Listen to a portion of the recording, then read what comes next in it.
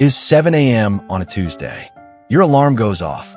Before your feet hit the floor, before you brush your teeth, before you say a single word to another human being, you have already checked your phone. Email, news, social media, notifications, all of it, in the first 60 seconds of your day. And by the time you get to work, you already feel behind, already overwhelmed, already tired, not from the day ahead, from the one that hasn't even started yet. This is not a discipline problem. This is not a character flaw. What is happening to you right now, in the most connected country on Earth, is a biological collision between a Stone Age brain and a world that was never designed to survive. Here is what the science actually shows. In 2019, researchers at the University of Pennsylvania conducted a study that directly measured what happens to anxiety and depression levels when people reduce social media use. Published in the Journal of Social and Clinical Psychology, the study found that limiting social media to 30 minutes per day led to significant reductions in loneliness and depression within just 3 weeks. 3 weeks, not years of therapy, not medication. 30 minutes a day, less screen time. But here's the part that study didn't explain. Why does disconnecting feel so good? Why does your nervous system physically relax when you put the phone down and walk outside? Why do people who spend a weekend camping come back reporting they feel, in their own words, like themselves again? The answer is not that nature is relaxing. The answer is that your brain was built for nature. For 200,000 years, the human nervous system calibrated itself against a very specific environment.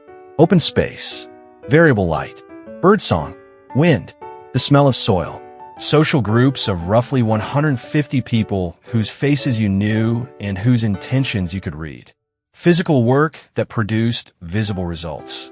Rest that was genuinely rest, not a scroll through content designed by algorithms to prevent you from stopping. A 2022 study from the University of Michigan found that just 20 minutes walking in a natural environment significantly reduced levels of cortisol, the primary stress hormone, in participants. 20 minutes. The effect was measurable in blood chemistry. Your body is not being poetic when it relaxes in nature. It is returning to the only environment in which it has ever fully worked. Now here is where it gets personal, because you might be thinking that a digital detox means deleting apps and going off the grid. That is not what the research says.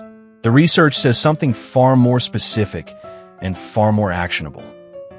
A Stanford University study found that the average American checks their phone 96 times per day. That is once every 10 minutes of waking life. And critically, each check triggers a small cortisol spike, a small stress response. 96 times a day, your body is treating each notification like a potential threat, because the ancient scanning system inside your brain does not know the difference between a work email and a predator in the grass. It responds the same way to both, with alertness, with urgency, with a cortisol release that costs you energy you never get back. The Stone Age craving your brain is not a craving for discomfort. It is a craving for a nervous system that is allowed to complete its cycles. To be alert, then fully rest.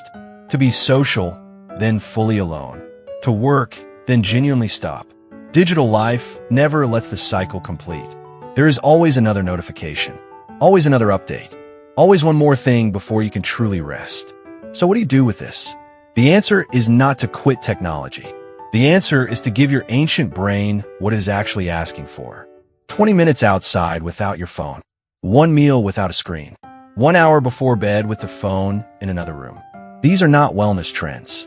They are the minimum conditions your 200,000-year-old nervous system needs to function the way it was designed. Your brain is not broken, is not weak, is extraordinarily well built for a world that existed for 200,000 years. It just hasn't had a chance to catch up with the one that was built in the last 20. The Stone Age is not a place you go back to. It is a set of needs your body never stopped having. And the most radical thing you can do in the most connected country on Earth is give yourself 20 minutes of the world your brain was actually built for.